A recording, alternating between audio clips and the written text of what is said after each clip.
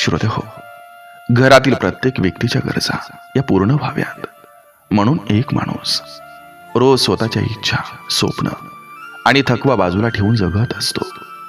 सकाळी घरातून बाहेर पडताना त्याच्या डोक्यात एकच विचार असतो की माझ्या कुटुंबाला काही कमी पडू नये. उन्हाचा तडाखा असो, पावसाची झोड असो किंवा शरीरात ताप असो, तो थांबत नाही. कारण त्याला माहिती असतं की त्याच्या थांबण्यानं घराचा गाडा थांबवू शकतो. दिवसभराच्या धावपळी त्याचं पाय थकतात, खांदे दुखतात, अंग घामानं भिसून जातं. पण त्याच्या चेहऱ्यावरची चिंता मात्र कमी होत नाही.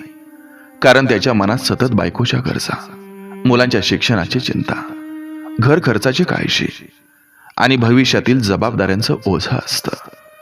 श्रोते हो, अनेकदा तो स्वतःसाठी नवीन कपडे घेत नाही, पण मुलांच्या आवडी पूर्ण करतो. स्वतःच्या वेदना लपवतो, पण कुटुंबाच्या चेहऱ्यावर हास्य आणण्याचा प्रयत्न करतो. त्याचं अश्रू फार कमी लोक पाहतात, कारण समाजानं त्याला शिकवलंय की पुरुष रडत नाही.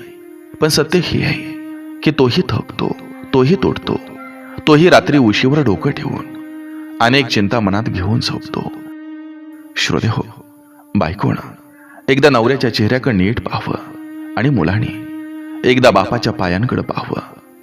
त्या चेहऱ्यावर काळजीच्या रेषा दिसतील आणि त्या पायांवर कुटुंबासाठी झिजलेल्या आयुष्याच्या खुणा दिसतील. श्रोते हो, ज्या घरात बायकोच्या मनात नवऱ्याविषयी कृतज्ञता असते आणि मुलांच्या मनात बापाविषयी आदर असतो, त्या घरात सुखाला वेगळं दार शोधावं लागत नाही.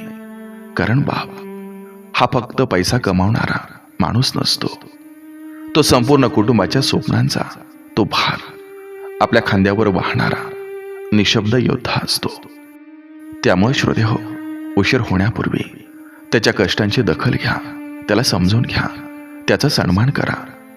कारण घरासाठी आयुष्य झिजवणारा बाप आणि संसारासाठी झटणारा नवरा प्रत्येकालाच मिळतो असं नाही.